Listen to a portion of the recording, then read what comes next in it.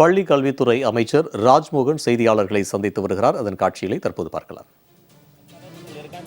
கழிப்பறை வசதி, குடிநீர் வசதி, அங்க இருக்கக்கூடிய வகுப்பறைகள், இதையெல்லாம் அந்த சரி செய்வதற்கான அந்த நிதி மற்றும் பெரம்பலூர் மாவட்டத்தில் ஒரு மாடல் ஸ்கூல்ல சொந்தமாக ஒரு கட்டிடம் கட்டுவதற்கான அந்த கோப்புகள்ல தான் அந்த கையெழுத்திட்டேன். இப்படி ஒவ்வொரு பள்ளிக்கூடத்திலையும் பாடத்திட்டம், பாடம், வகுப்பறை மட்டுமல்ல, கழிப்பறை கூட நன்றாக இருக்க வேண்டும் என்ற சிந்தனை கொண்ட என்னுடைய தமிழ்நாடு முதலமைச்சருக்கு இந்த நேரத்தில் நான் நன்றி தெரிவித்துக் கொள்கிறேன். இப்ப பள்ளி திறக்க போகுது, எல்லாருக்கும் ஆல்ரெடி பேச ஆரம்பிச்சிட்டோம். ஒவ்வொரு ஸ்கூலுமே அந்த ஆக்சஸ் டு எஜுகேஷனை நம்ம யூஸ்ஃபுல் பண்ணியிருக்கிறோம். அதே மாதிரி அங்க இருக்கக்கூடிய அந்த ரெஸ்ட் ரூம்ஸ், அங்க இருக்கக்கூடிய அந்த கழிப்பறை வசதிகளையும் கண்ணும் கருத்துமாக நம்ம மெயின்டெனன்ஸ் அதை வந்து செய்யணும்.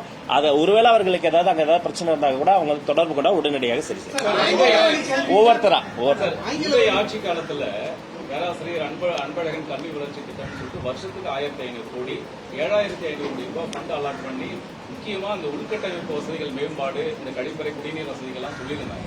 அது எவ்வளவு ஃபண்டு செலவாச்சு, ஏன் இன்னும் வந்து அந்த உள்கட்டமைப்பு வசதிகளே இன்னும் தேவை, இவ்வளவு பணம் செலவழிச்சு இன்னும் தேவையே அப்படியே இருக்கிறதுக்கான காரணம் என்ன? இப்ப இன்னும் எவ்வளவு நீடு இருக்குது? வெளிப்படையா சொல்லணும்னா, திட்டங்கள் ஒவ்வொரு திட்டமுமே அந்த ரூட்ஸ்ல போய் வேர்களில் போய் சேருவதை வந்து நம்ம எவாலுவேட் பண்ணணும். இந்த திட்டத்துக்கு இவ்வளவு செலவு செஞ்சோம் அப்படின்னு சொன்னா அது அரசியல். சரிப்பா, அந்த திட்டத்துக்கு அவ்வளவு செலவு செஞ்சு அதோடைய அவுட்கம் என்ன, அதோட இம்பாக்ட் என்ன மாறி இருக்கு, இன்னும் என்ன மாறணும் எடுத்தா அதுதான் வருங்காலத்திற்கான ஒரு அரசியல். அந்த வருங்கால அரசியல் நாங்க செய்யணும்னு ஆசைப்படுறோம். காலை உணவு, மதிய உணவு, இதை போன்ற திட்டங்கள் எல்லாமே இத்தனை லட்சம் பயனாளர்கள் சொல்லி பண்றாங்க. உண்மையிலே 1 லட்சம் பேர், ஒரு எக்ஸாம்பிள் சொல்றேன், 1 லட்சம் பேருக்கு சாப்பாடு போறதா கணக்காட்டுறோம். ஆனா ஒருவேளை அங்க வந்து 80,000 பேர் தான் சாப்பிடுறாங்க, 20,000 பேர் சாப்பிடாம போய் கணக்காட்டிட்டாங்கன்னா அதை நாங்க டாலரேட்டே பண்ண மாட்டோம், கடுமையான நடவடிக்கை எடுப்படும். எத்தனை பேர் பயனாளர்களோ அத்தனை பேருக்கு மட்டும் 100% அதை போய் சேருவதற்கான அந்த மானிட்டரிங் சிஸ்டம்ஸ் நாங்க வைத்திருக்கிறோம். அதை இன்னும் மேம்படுத்துவோம். ஆனா எய்டட் ஸ்கூல்ல வந்து ஆங்கில வழி கல்விக்கு வந்து பெர்மிஷன் கொடுக்க மாட்டீங்க. நீண்ட காலமாகவே அந்த மாதிரி தான் இருக்கு. ஆசிரியர்களை வந்து உபரி ஆசிரியர்கள் தான் வச்சிருக்காங்க அப்படிங்கிற ஒரு குற்றச்சாட்டு. எய்டட் பள்ளிகளுக்கு வந்து ஆங்கில வழி கல்விக்கு என்ன பண்ணலாம்? இல்ல முன்ன மாதிரி இல்லைண்ணா. இப்ப பாத்தீங்கன்னா எல்லா பள்ளிக்கூடங்கள்லயுமே அந்த ஆப்ஷன் இருக்கு. அவங்க இங்கிலீஷ் அவங்க சூஸ் பண்ண முடியும். அவங்க வந்து தமிழ் மீடியம்ல வந்து எவ்வளவு ஸ்டூடெண்ட்ஸ் சேர்றாங்களோ அதே மாதிரி ஆல்மோஸ்ட் வந்து இங்கிலீஷ் மீடியத்துல அவங்க சேர்றாங்க. இதெல்லாம் எல்லாமே அவங்களை என்ஹான்ஸ் பண்றது தான். நம்மளை பொறுத்த வரைக்கும் இருமொழி கொள்கை என்பது இந்த மண்ணுக்கானது, எங்கள் மாணவர்களுக்கானது, அது எங்க டிஎன்ஏலே இருக்கிறது. அதுல ஆங்கிலம் என்பது அவர்களுக்கு கற்றல் ஏதாவது குறைபாடுகள் இருந்தா கூட ஸ்பெஷலா அந்த குழந்தைகளுக்கு அதை என்ஹான்ஸ் பண்ணுவதற்கான முயற்சிகள் செய்யறோம். ஆசிரியர் பற்றாக்குறை வந்து 2 நாள் முன்னாடி கூட டிஆர்பிக்கு ஒரு ரெக்வஸ்ட் கொடுத்துருக்கிறோம். உடற்கல்வி சொல்லி தர அந்த பிடி டீச்சர்ஸ் கூட வேகன்சியை வந்து சீக்கிரம் போடுங்கன்னு சொல்லி டிஆர்பிக்கு ரெக்வஸ்ட் பண்ணிருக்கோம். இல்ல எய்டட் பள்ளிக்கு இதே மாதிரி தான். அவர்களுக்கு என்ன பிரச்சனை இருந்தாலும் மனுவாக எழுதி கொடுத்துட்டாங்கன்னா சம்பந்தப்பட்ட டாக்டர்ஸ் பேசிட்டு ஃபர்ஸ்ட் நானே இதுவே ஒரு எய்டட் பள்ளிக்கூடம் தானே, இங்க வந்து குழந்தைங்களோட குழந்தைகளா இருக்கிறோம், டெஃபினட்டா அவங்களுக்கு தேவையானதும் செய்யலாம். எஸ், என்ன டிமாண்ட்ஸ் வந்து மெயினா இங்க ஸ்கூல் எஜுகேஷன் ஃபண்ட்ஸ் வர வேண்டியது இருக்கு, அதுக்குள்ள டிமாண்ட்ஸ் வைக்கப்பட்டுச்சா ஏதாவது? ஏற்கனவே அதை சொல்லிட்டோம். நம்ம தமிழ் தாய் வாழ்த்து, நம்முடைய அரசாங்கம் எப்போதும் தமிழுக்கு தான் முதல் முக்கியத்துவம் தருவோம். அது வெறுமனே மேடையில பேசிட்டு அதுக்கப்புறம் அப்படியே வர்றது கிடையாது. ஏன்னா அதை நாங்க வந்து ஒரு பொலிட்டிக்கல் விஷயங்கிறத தாண்டி அது நம்முடைய பிரைட், அது நம்முடைய முக்கியமான விஷயம். அதனால அதுக்கு சட்டப்படி முறைப்படி அதை வந்து செய்யணுங்கிறதுக்காக தான் நம்ம வந்து குறிப்பிட்டிருக்கிறோம். எந்த பிரச்சனைகளும் அப்படிதான், அங்க என்ன நடந்தது, என்ன பேசணுங்கிறத வெளிப்படையாக சொல்லிட்டோம். எல்லாமே இந்த மாநிலத்தின் நலம், இந்த ஸ்டேட் வெல்ஃபேர் தான் நம்முடைய பிரையாரிட்டி. அதை முன்னிறுத்தி பல விஷயங்கள் வந்து பேசுறது.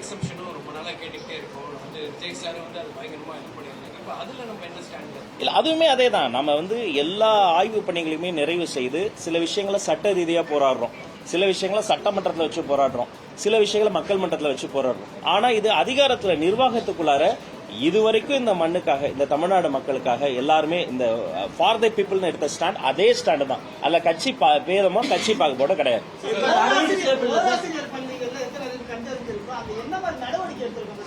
ஓராசிரியர் பள்ளிகள் அடையாளம் காணப்பட்டு இன்னும் சில பள்ளிக்கூடங்கள்ல ஓராசிரியருக்கு மேல அங்க இருக்கக்கூடிய அந்த ஸ்டூடெண்ட்ஸ் கெப்பாசிட்டி, இத்தனை ஸ்டூடெண்ட்ஸ்க்கு இவ்வளவு ஆசிரியர் ஒரு ரேஷியோ இருக்கு.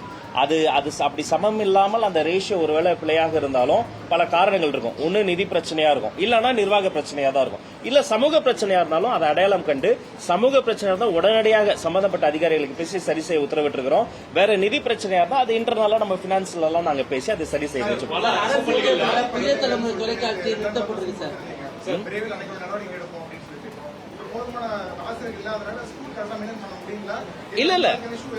இல்ல ஆசிரியர்கள் தான் எங்களுக்கு, அதாவது எப்படி எங்களுக்கு ஸ்டூடெண்ட்ஸ், பேரண்ட்ஸ் அவர்களுக்கு முக்கியமோ ஆசிரியர்கள் எங்களுக்கு முக்கியம். அந்த ஆசிரியர் இல்லைனா நாங்கள் யாருமே இங்கே வந்து உட்கார முடியாது. நானே ஒரு ஸ்லோ லேர்னர், நானே ஒரு ஆவரேஜ் ஸ்டூடெண்ட். இங்கே வந்து உட்கார்ந்ததுக்கு என்னோட டீச்சர்ஸ் தான் காரணம். பட் எல்லா பிரச்சனையுமே உடனடியாக சமாளிக்க முடியாம சில டீச்சர்ஸோடைய சங்கங்கள் இருக்கு. சிலவங்க வந்து கோர்ட்டுக்கு போயிட்டாங்க. பல்லாயிரக்கணக்கான கேசஸ் வந்து நிலுவையில் இருக்கு. அப்படி நம்ம உடனடியாக அதுக்கு வந்து நம்ம எதுவும் பண்ண முடியும். பட் நம்ம கெப்பாசிட்டியில் எதெல்லாம் உடனடியாக தீர்க்க முடியுமோ அதை உடனடியாக பண்ணிட்டோம். நீதிமன்றத்தில் இருக்கிறத சட்ட ரீதியா பள்ளிகள்ல பெண் குழந்தைகளுடைய பாதுகாப்புக்காக என்ன மாதிரியான நடவடிக்கைகள் எடுக்க போறீங்க?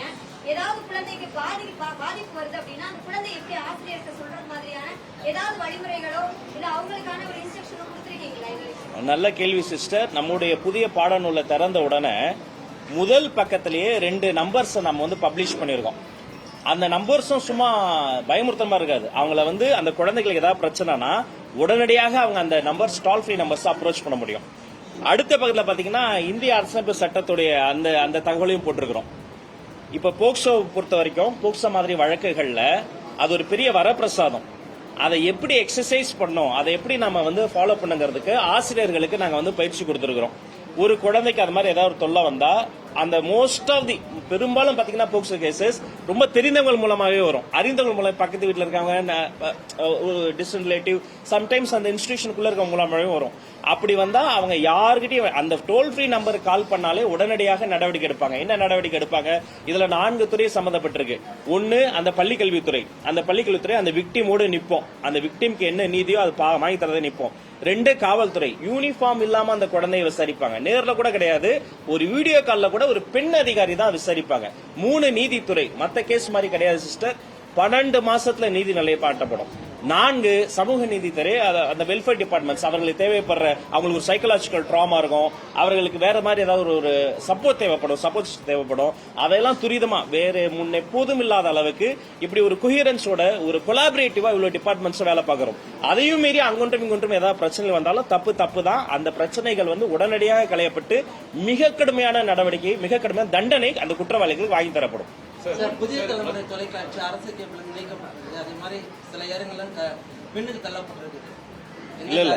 இல்ல ஆக்கப்பூர்வமான விமர்சனம் எல்லா அரசாங்கத்துக்கும் வேணும். எல்லா ஊடக நண்பர்கள் சொல்லிக்கிறேன், நீங்க எங்கள் உறவினர்கள் தான். ஜனநாயகத்தை முக்கியமான தூண்கள். அது உடனே விசாரிக்கப்பட்டு அந்த டெக்னிக்கல் கிட்ஸ் எல்லாம் சரி செய்யப்பட்டுருச்சு. எல்லா இடத்துலயும் அப்படி வந்து நடக்கல. அது ஏதோ நம்பர் இல்ல அப்படிலாம் கிடையாது. நானே இப்ப பார்த்துதான் என் சாம்பர்லயே அதுதான் விடுது. நம்பர் ஏதோ பின்னாடி போச்சுனாங்க உடனடியாக களையப்பட்டு விடுது. பட் உங்களுக்கு வேற என்ன பிரச்சனாலும் எதனாலும் பண்ணாலும் feel free to approach me. நம்ம அது சரி என்ன பாலிசி நம்ம அடாப்ட் பண்ணணும்? ஏன்னா டெட் முடிச்சவங்க எங்களுக்கு ப்ரியாரிட்டி கொடுக்கணும்ன்றாங்க. இல்ல ஏடிஎம்கே திமுக அரசாங்கம் சொல்லிச்சு நேரடியாக டெட் எழுதினாலே போதும், 2வது எக்ஸாம் எழுத தேவையில்லை, ஏடிஎம்கே கவர்மெண்ட் தேவையில்லை, ஒரு ஜியோ போட்டாங்க, அதை நாங்கள் கேன்சல் பண்ணுவோம்னாங்க, பண்ணல. இப்போ நீங்க அப்படியே இருக்கிற சிஸ்டத்தை அப்படியே கண்டினியூ பண்ண போறீங்களா? என்ன பாலிசி அடாப்ட் பண்ண போறீங்க? சார் கேள்வியே ஒரு பெரிய பதிலா சொல்லிட்டாரு பாருங்க. நல்லது. இப்ப கூட நாங்க வரும்பொழுது தொலைபேசியில ஃபாலோ பண்ணிக்கிட்டே இருந்தா உச்சநீதிமன்றத்துல நம்ம துறை சார்ந்த என்னென்ன தீர்ப்பு வருதுன்னு பார்க்கிற பொழுது இந்த டெட் எக்ஸாம் சம்பந்தமா 2 ஆண்டுகள்ல தேர்வாகணுங்கிறது 3 ஆண்டா மாறி இருக்கு. உடனடியாக அந்த தீர்ப்பு நகலெல்லாம் நான் வாங்க சொல்லியிருக்கிறேன். இது ஆசிரியர்கள் நலன் என்பது மாணவர்களின் நலன், ஆசிரியர்கள் மாணவர்களின் நலன் என்பது இந்த நாட்டின் நலன். அதனால இது நீதித்துறை சம்பந்தப்பட்டது. அது நம்ம உடனே இப்ப நம்ம டிஆர்பியில் ஒரு எக்ஸாம் வைக்கிறதோ, அவங்கள கூப்பிட்டு கிரீவன்சஸ் மீட்டிங் வைக்கிறதோ, அது ஒரு புரோட்டோகால் இருக்கு. அது ஃபாலோ செய்யப்பட்டு அவர்களுக்கும் என்னால் முடிந்த ஏதோ ஒரு நன்மை, அது வந்து 15-16 ஆண்டுகால பிரச்சனையை 15 நாட்களில் சமாளிக்க முடியாது, சரி செய்ய முடியாது, உண்மைதான். ஆனா அடுத்து இன்னைக்கு நான் செய்யக்கூடிய ஒரு விஷயம், அடுத்த 5 ஆண்டுகள்ல அவர்களுக்கு ஒரு நன்மை பயக்கணும், அடுத்தடுத்து வரக்கூடிய தலைமுறைக்கு நன்மை நடக்கணும்ன்ற ஓப்பன் ஹார்ட்டோட திறந்த மனதோட இருக்கணும். எந்த சார்பு தன்மையும் இல்லாமல் உட்கார்ந்து பேசி சரி செய்ய முடியாத பிரச்சனையும் உலகத்தில் எதுவுமே இல்லை. போர் பிரச்சனையை பேசி தீர்க்கும் போது பெற்றோர் ஆசிரியர் மாணவர் பிரச்சனை தீர்க்க முடியாதா? நம்புங்கள், கொஞ்சம் நேரம் தான். இருக்கிறதுல நீங்க தான் நிறைய கொஸ்டின்ஸ் அக்செப்ட் பண்ண மாட்டேன்னு ப்ரீவியஸ் கவர்மெண்ட் சொன்னாங்க. அதனால ஸ்டேட் எஜுகேஷன் பாலிசி கொண்டு வந்தாங்க. நம்ம அந்த எஸ்இபியை ஃபாலோ பண்ண போறோமா இல்ல என்இபியில இருக்கிறத இப்பதான் ஃபாலோ பண்ண? ஐயா எஸ்சிஆர்டி விட என்னையா ஆகணும் நம்முடைய ஸ்கூல் எஜுகேஷன் பாலிசி.